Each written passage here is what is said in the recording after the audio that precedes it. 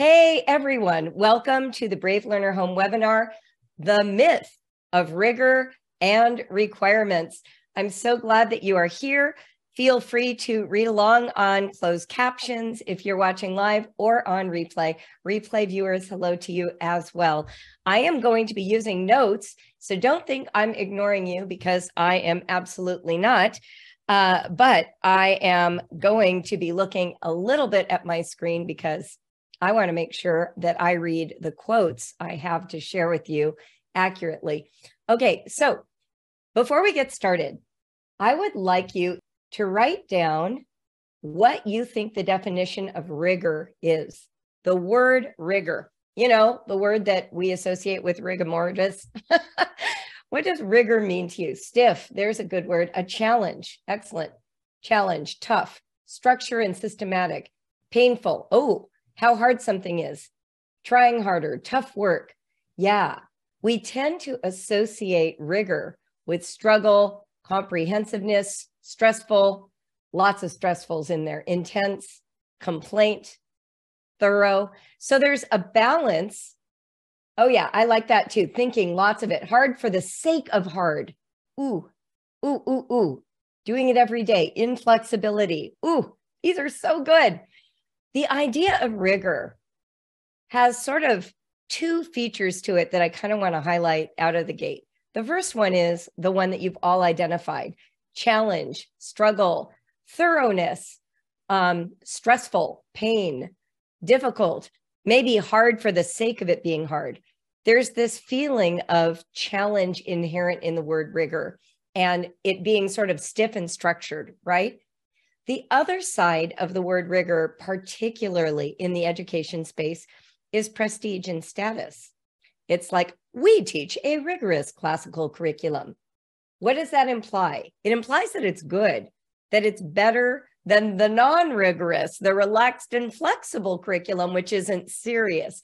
It's like when Brave Writer gets accused of only teaching creative writing instead of academic writing, right? By the way, all academic writing is creative. Just wanted to throw that out there. So when we use the word rigor, we're tempted to esteem it because it's hard. I want you to let that sink in for a moment, that when people exert effort, we tend to esteem it. We give it prestige or status. We value it. Do you know what I mean? And so when we hear the word rigor, it's so easy to associate it with being better than something that isn't hard and causing a struggle and pain, right?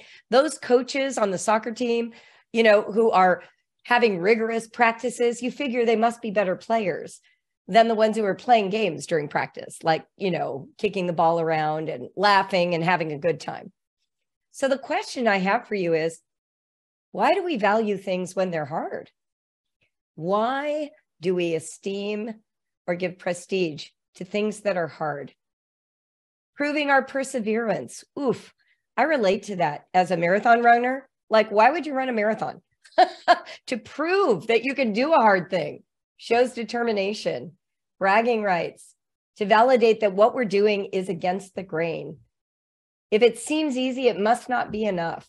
It brings out competitiveness. It feels like it was earned. Builds the ability to work through struggle. If you work for it, you must value it more. Wow, these are really good. Makes me feel stronger, being more elite.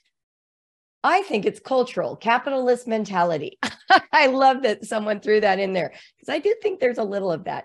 It's valued in our society. Maybe it's evolutionary. It also has religious roots in the Puritan work ethic. We know that. Don't want to be labeled lazy. Challenged to grow and be better. You guys, you're good at this. This is awesome. My thoughts on the reason that we tend to value rigor are very in line with everything that you shared. I think that we tend to value what looks like elite performance. All of our athletes, our musicians, our vocalists like Taylor Swift, there is a feeling that to be elite, you have to put in extra effort, double the effort. You've got to struggle through those hard parts, persevere to the end, and come out the other side.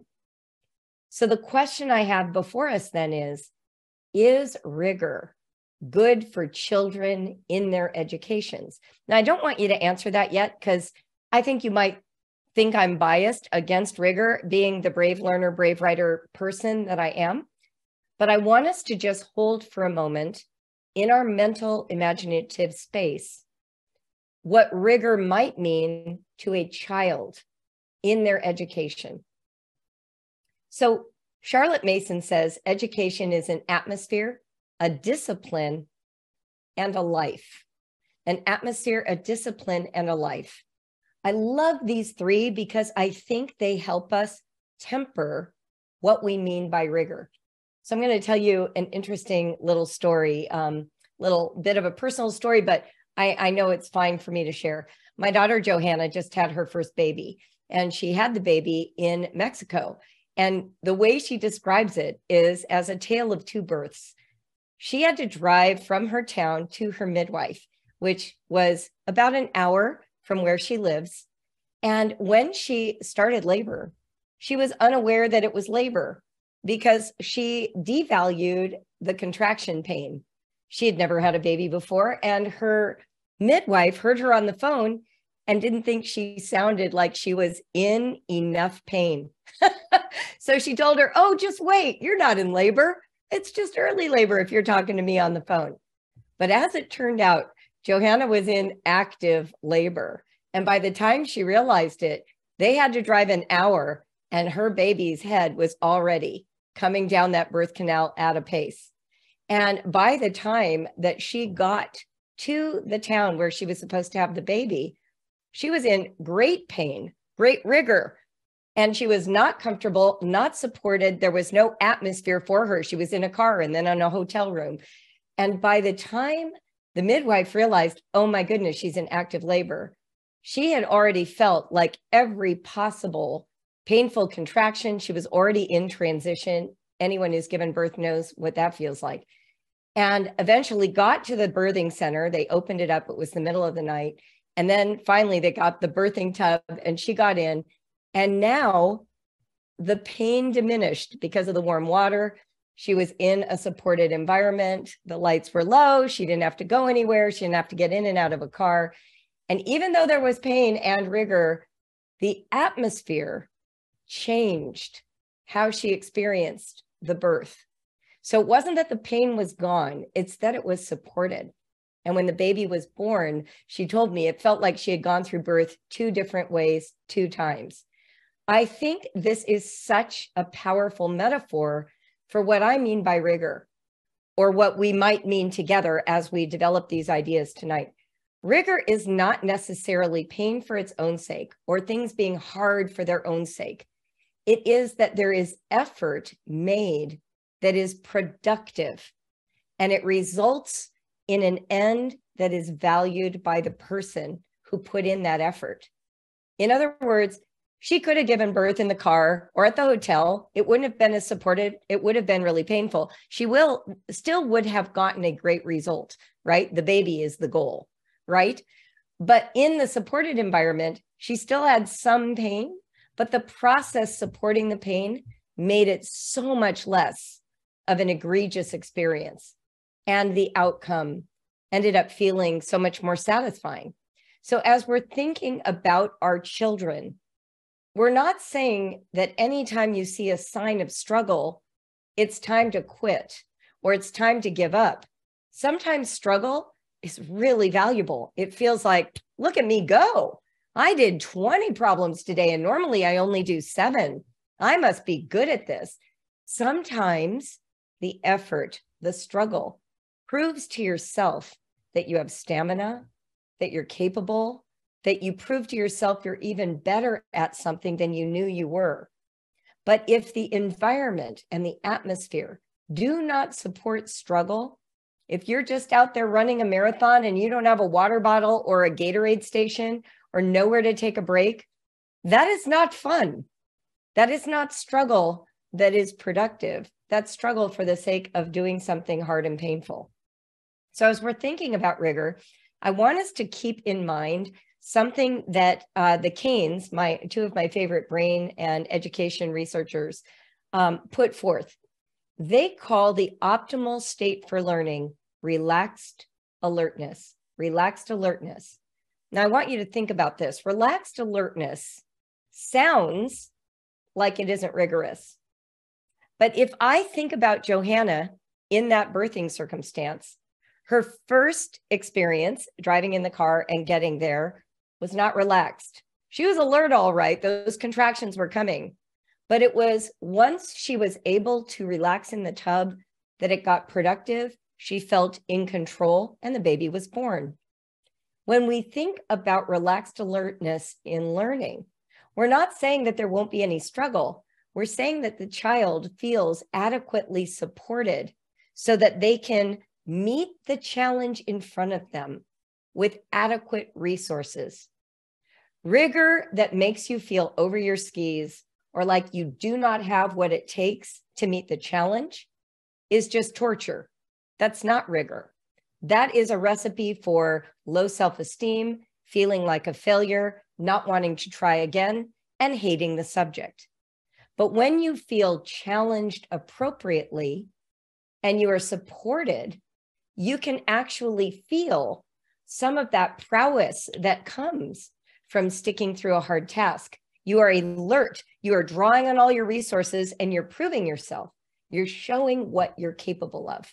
Can you feel the difference between sort of that rigor that is unproductive and the rigor that actually aligns with a relaxed, alert state? Yeah, the Canes are referenced in The Brave Learner, and they have 12 dimensions of learning that are worth looking up. It's Renata and Jeffrey Kane, and you can look them up on the internet for their 12 ways of learning. So one way to understand rigor is that it is the result of work that challenges students' thinking in new and interesting ways. What a beautiful way to think about rigor in education. Instead of thinking about it as something that's just getting incrementally harder, we're thinking of it as work that challenges the students' thinking in new and interesting ways. Sounds a lot like critical thinking to me. It occurs when students are encouraged toward a sophisticated understanding of fundamental ideas and are driven by curiosity to discover what they don't know. Let me unpack that for a moment. They are encouraged. Encourage means to enhearten, to give more heart to. So we are encouraging them, not requiring, not scolding, but we are acting like a cheerleader at a football game. You can do it. I believe in you. Just a little bit more. Let's rub your shoulders. Let's shake out our hands and give it another go. Let's have a snack before you do the last two. Do you see that feeling of encouragement toward a sophisticated understanding of those ideas, meaning nuanced, related to the scaffolding of information they've already developed? For instance, if you're working on multiplication, we are helping them feel encouraged toward that understanding that multiplication is an addition shortcut. We're giving them manipulatives and repeated experiences and playing dice games, and then calling out the memorization that we're doing and learning the tricks for the 5s and the 3s and the 9s. We're tackling the 7s and 8s together because we know they're harder to memorize. Do you see what I'm saying? Encouraged toward a sophisticated understanding of fundamental ideas. And then finally, driven by curiosity. Wait a minute, driven by curiosity. Whose curiosity? Is it yours or is it theirs? Well, it's theirs, naturally. It's their curiosity. They have to be driven by their own curiosity or it becomes what? Drudgery. Without internal motivation, rigorous tasks become drudgery. And in some cases, they just promote a feeling of failure and not being smart. So when we are attempting to sort of quote unquote class up our homeschools with more rigorous work, we want to ask the question, are we providing work that challenges a student's thinking in new and interesting ways? Are we encouraging them towards a sophisticated understanding of the fundamental ideas?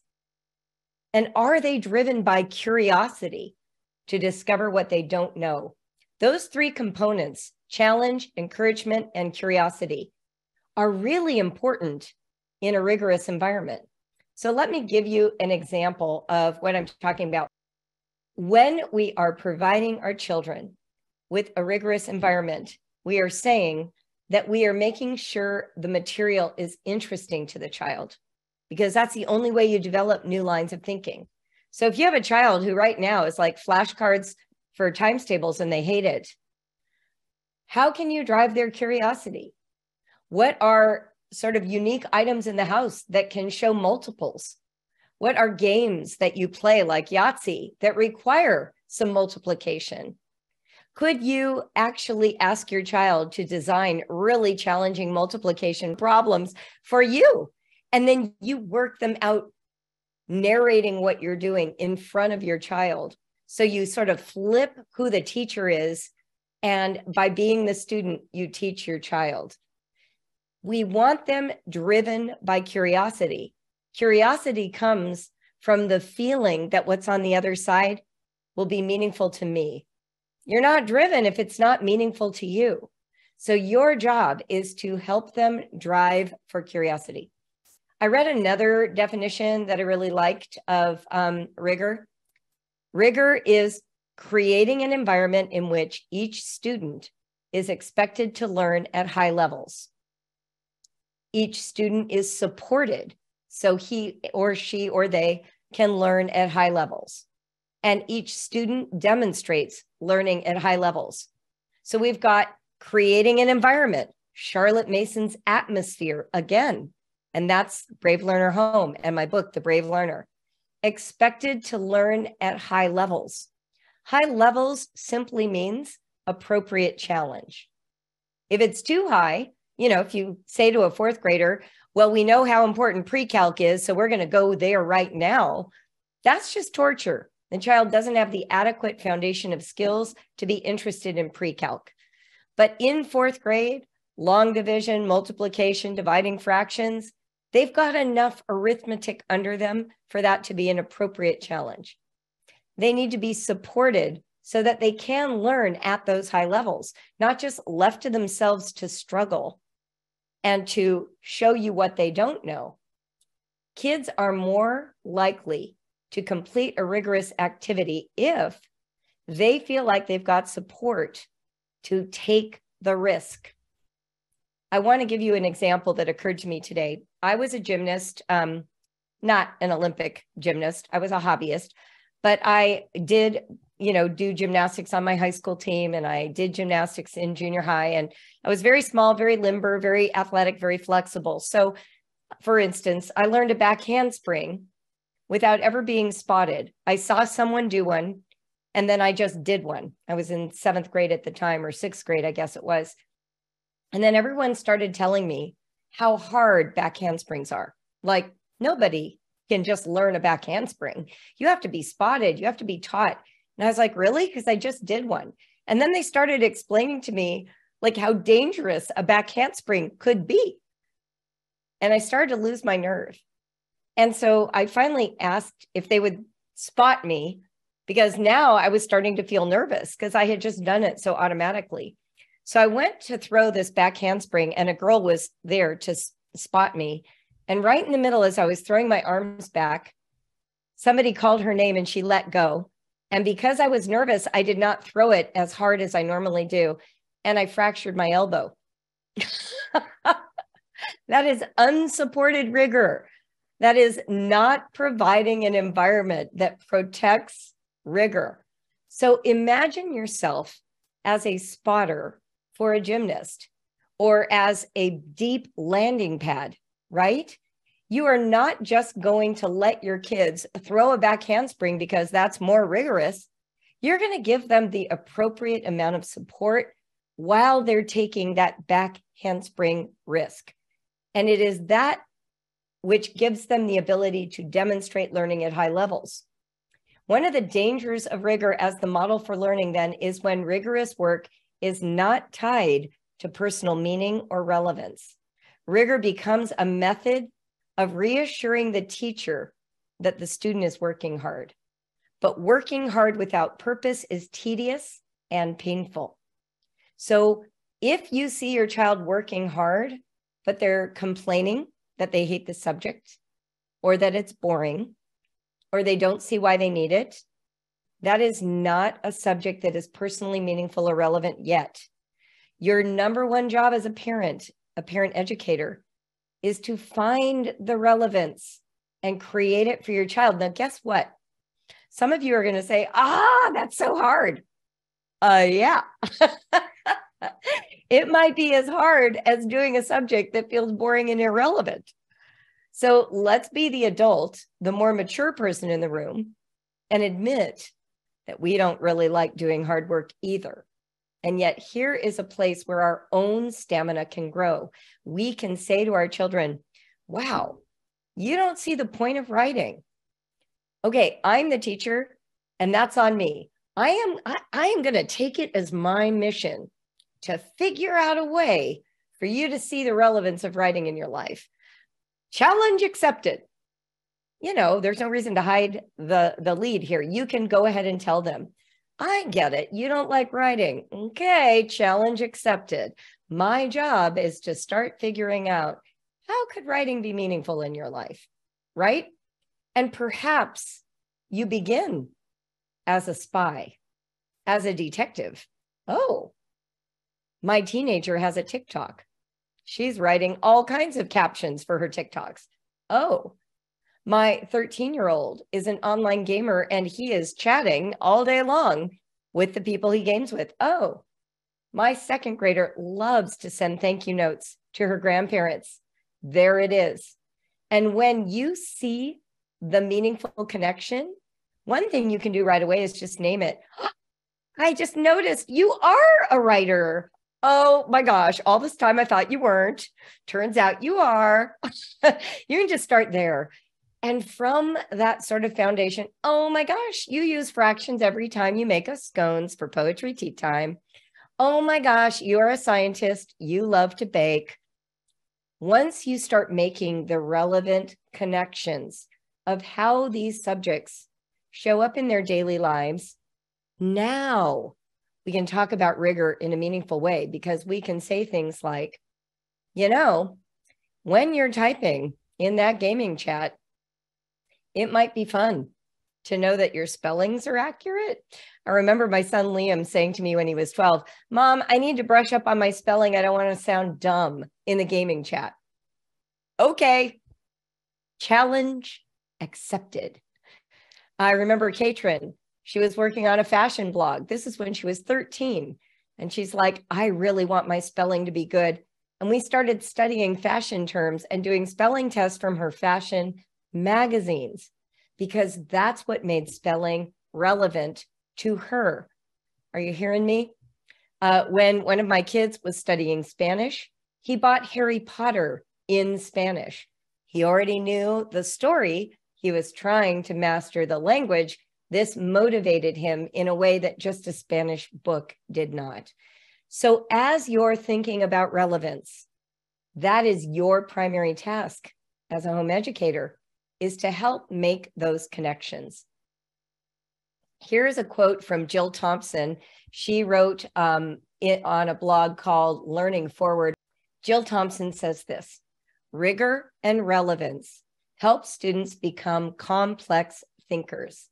Both in and beyond school, students will have to work in teams with individuals from varied backgrounds to make choices and complete difficult tasks. Relevance helps students see the value of what they're learning, and rigor ensures they are challenged to develop advanced skills and knowledge. Rigor and relevance are also important for equity, because they ensure that all students have access and entry points to high-level content and skills. So as we are thinking about rigor and relevance, we are asking students to, quote, rise to the occasion. We've laid this great foundation. Now it's time to push you just that little bit to experience your prowess. A great example of this would be, I remember Katrin learning to sew. And when she first learned to sew, she was making, little pot holders, right? And then one day she was ready for a bigger challenge. So we made a doll quilt. It required cutting and angles and stitching squares and patches together, and then the hole, and then the batting, right? So if you think about rigor, the rigor for her was upping the challenge based on the skills she had just amassed. Rigor is not only about doing more math problems. Rigor can be about sustaining interest in a book that's 400 pages when they've only ever read a 200-page book. It can be writing a screenplay after they've only ever written stories and free writes.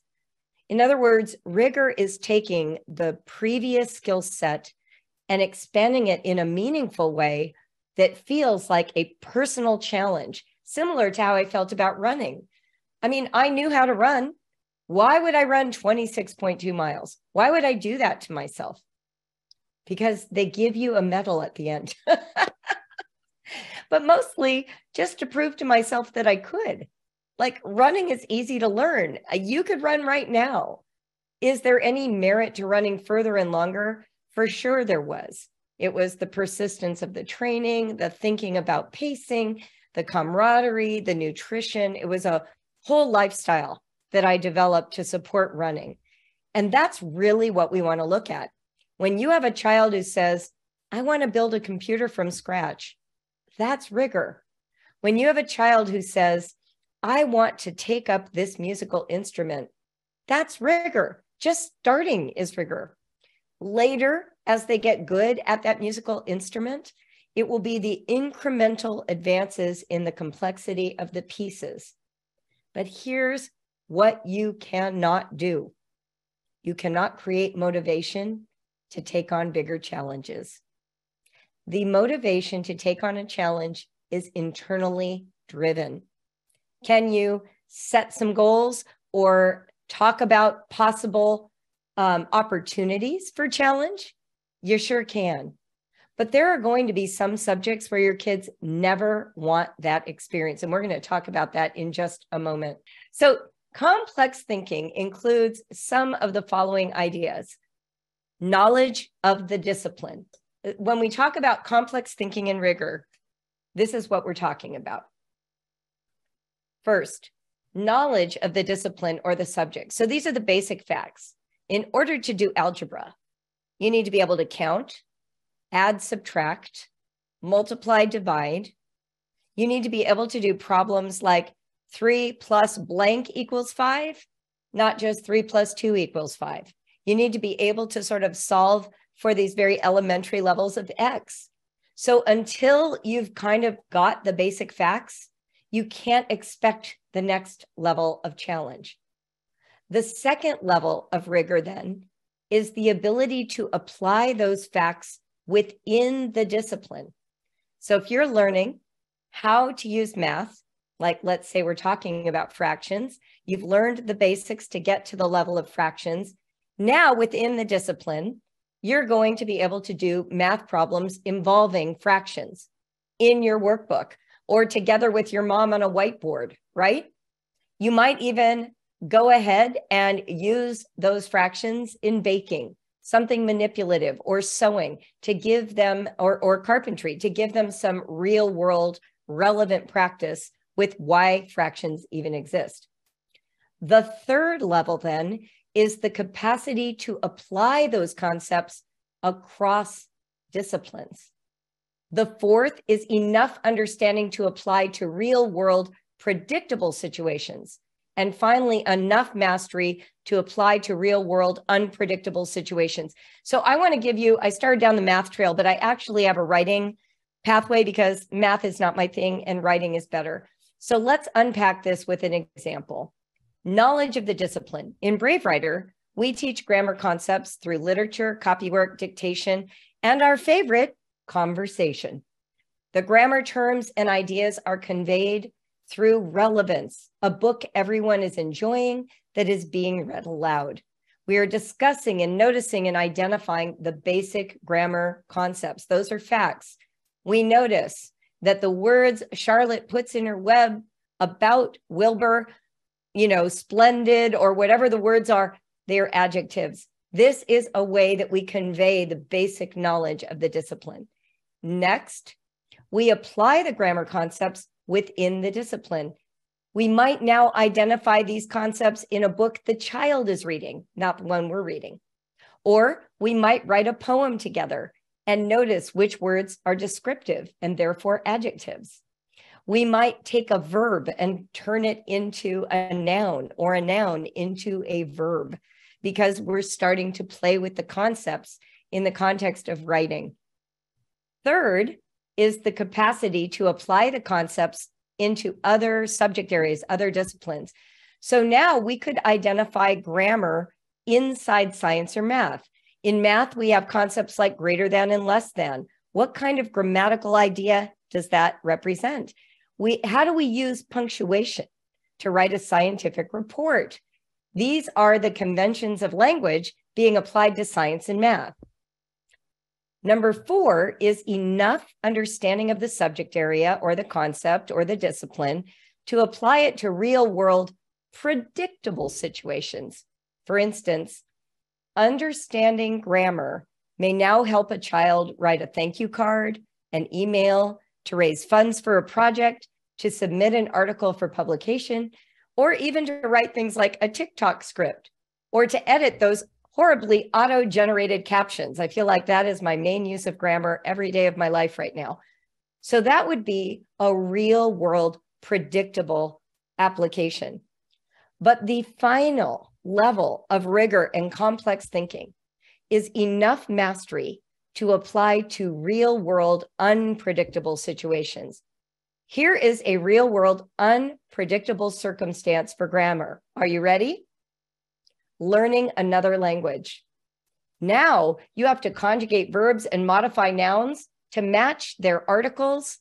You are using the real world circumstance of another language to create the maximum meaning for how you know grammar.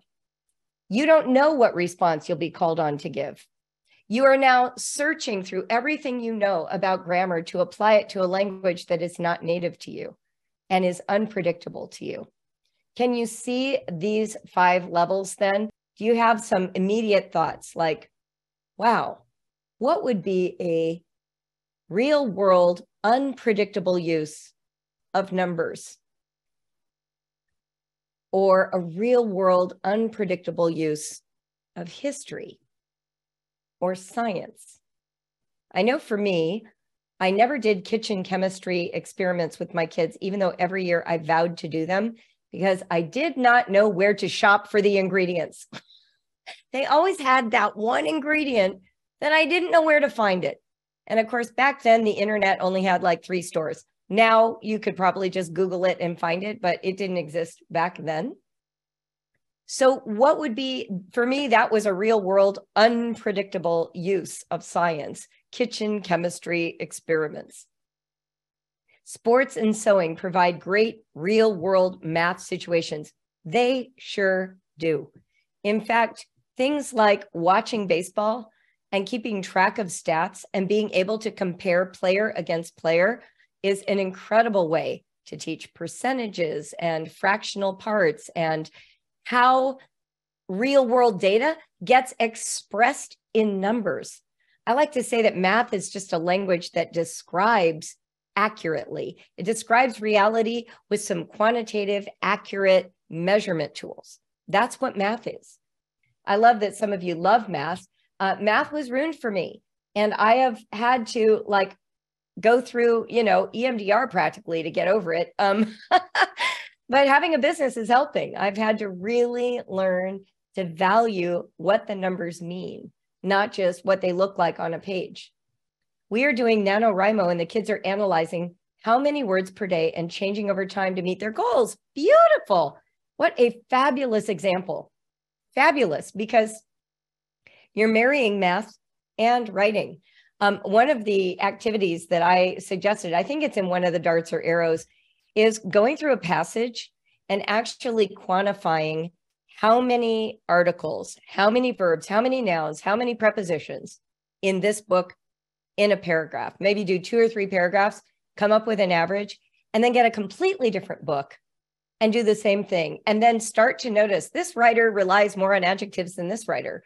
This writer, they have 6 sentences usually per paragraph, and this other writer only has 2 or 3. And then start making some judgment calls about what that means. This is rigor.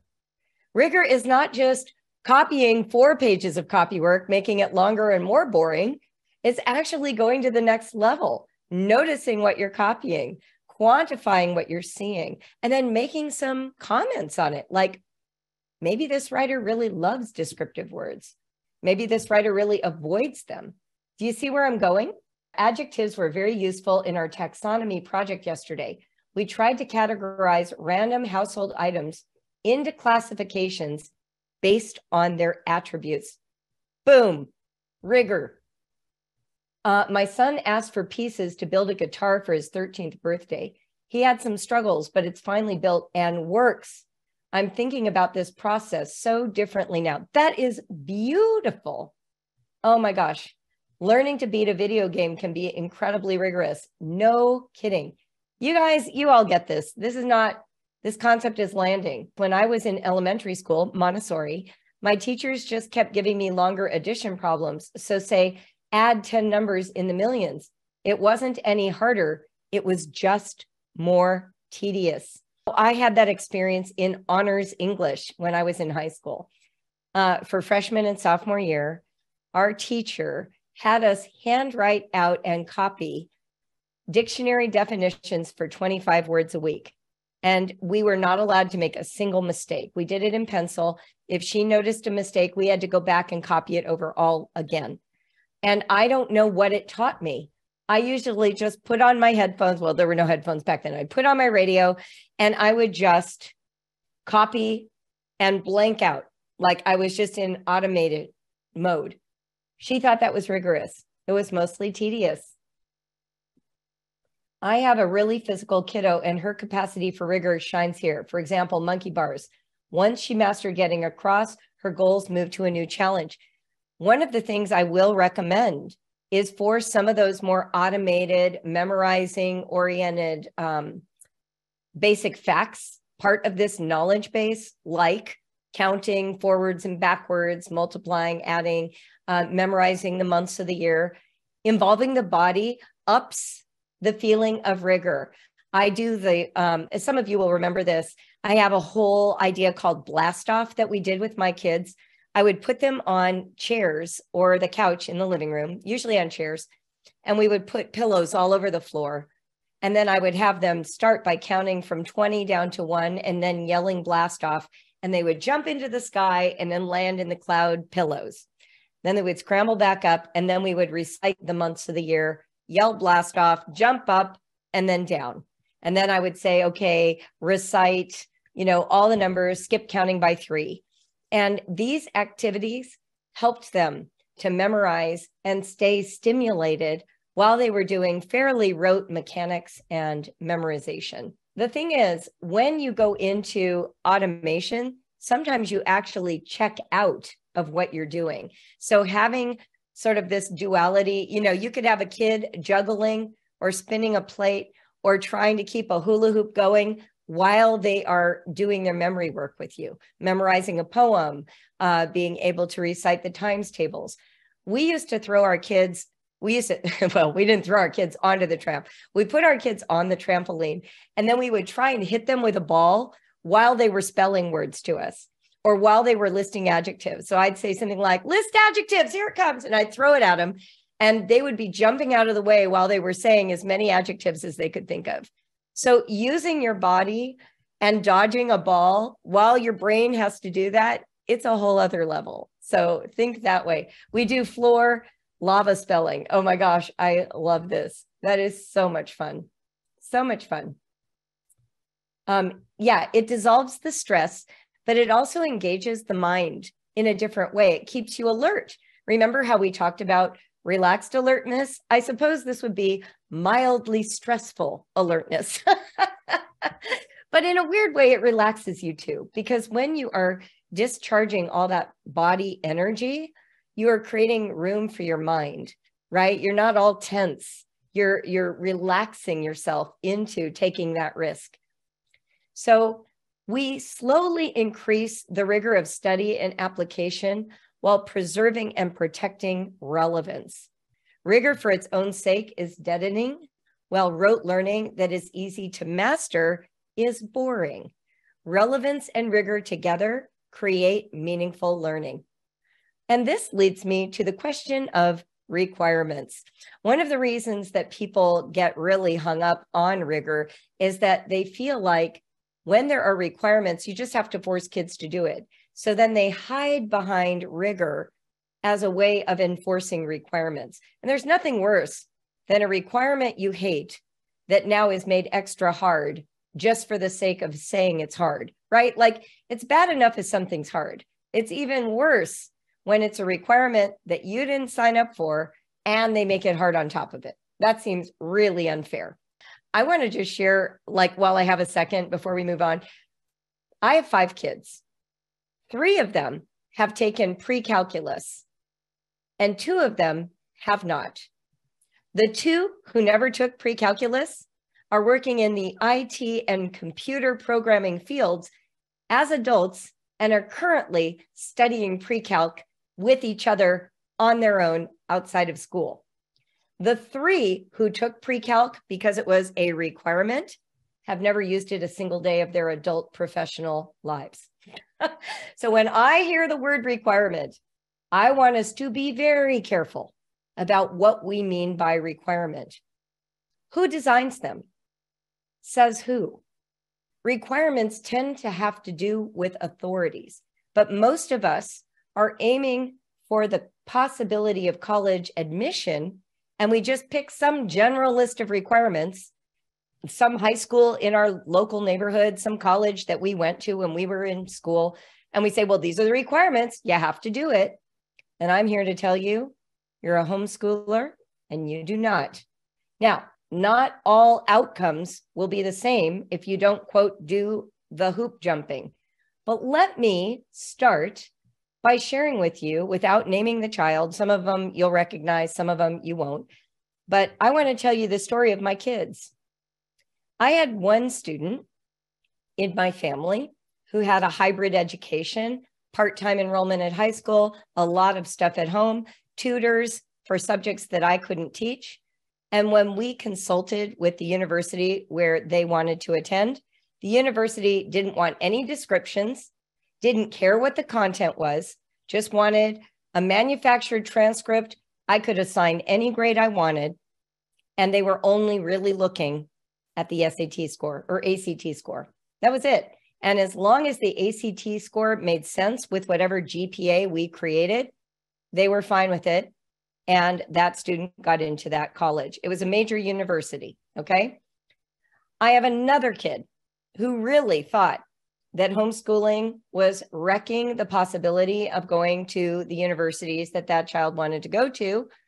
And as it turns out, that child went to was accepted into Ivy League graduate school and got to choose the one that that child wanted.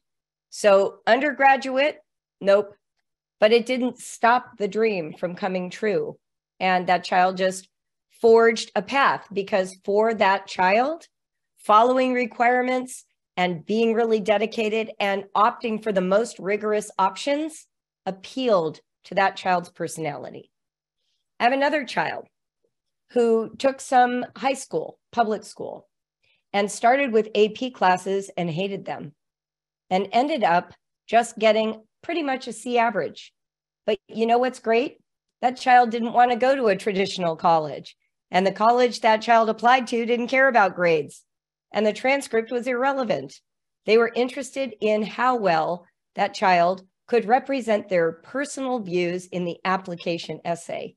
They were granted an amazing scholarship, and they did all 4 years without even having all the requirements of a typical high school. I have one student who got into a state university without 2 years of math, without any lab sciences and without 2 years of foreign language. I want you to hear this because it is so easy to assume that the requirements are real. They're not. They are a guideline, and you absolutely can consult with the universities of your child's choice. Here's what I want you to understand. A child who is motivated and wants to go to college is not going to argue about requirements. They're going to do them. The child who argues about the requirements probably doesn't want the traditional college education. They may want college, but they probably don't want the traditional education of college. They want something alternative. Stop fighting your kids and telling them what they should want. There is enough variety available for your children to find a home for their skills. And they can always start with junior college if they decide high school isn't the time they want to fulfill those requirements. All right. So requirements are only important insofar as they advance your child's goals. Some people say they want their kids to fulfill the requirements, whatever those are, so they won't be unable to go anywhere they want. I want you to flip that around. If the requirements are unappealing, your kids already don't want that kind of college life. Kids who want that life follow the plan. It doesn't take coercion from you. All right. So here's my final suggestion around requirements. A lot of times what parents are really struggling with is, well, what should I be teaching every year? You know, you're not at the high school level. You're at the 4th grade level. And you're like, what are they learning in school? I remember sitting at I think a gymnastics class where 2 of my kids were doing gymnastics. And I was sitting next to this mom who had her kids in private school. And she starts pulling out the writing packet. It's got all the assignments that her kid is supposed to get done in a week. And I went into a panic attack. I'm like, oh, I'm not doing all that with my kid. I must be screwing up. So what I did is I went to the library and I checked out a series of books. They were called the Core Knowledge Series, What Every Kindergartner Should Know, What Every First Grader Should Know, by a guy named E.D. Hirsch. He's come under some fire. It is definitely a very Western sort of traditional Western education orientation. So it is not the be-all, end-all directive of what a child should learn. Here's why I found it valuable. It was great to just sort of get an overview of, so we don't really need to cover subjects and predicates until my child's in 4th grade. 2nd grade's too early. Sometimes you forget the scale of what is being suggested to you. And so if you use those books just to remind you, oh yeah, now's the time to teach the Pledge of Allegiance. Oh, that's right. They could memorize a poem this year. Now, obviously, Brave Writer gives you all that stuff inside of our products. But if you're looking kind of for that general overview, that's one place to look. I wouldn't buy the books. I'd just check them out from the library. The other thing you can do is you can type in Common Core Standards and then put the state. I looked up about 10 or 12 states today, and weirdly, Ohio, my own state, had the easiest to navigate website. Go Ohio. And there is a PDF file for every grade, K through 12. And you can just download that. Do not do it if you're the kind of person who immediately feels ashamed of all you're not doing. Do it if you're curious. I wonder what most kids in 2nd grade are learning in science. And then just kind of scroll through and let it seed your imagination. Oh, they spend some time on the rain and humidity and water cycle. That's something I could check out from my library in the nonfiction section. I think I'll do that. Use it as you would a magazine where you see oh, here's an idea I haven't thought about that would be fun to introduce to my kids. I find it really helpful to be able to just scroll and see and give my imagination permission to sort of run wild and incorporate some of those ideas. So if you are worried about being able to know what your kids should be learning every year, Common Core plus your state, or just use the Ohio one because it's so neatly organized. Literally, they all vary, so who cares? The most confusing site I found was California. What is wrong? I don't understand. I'm from California. I don't get it.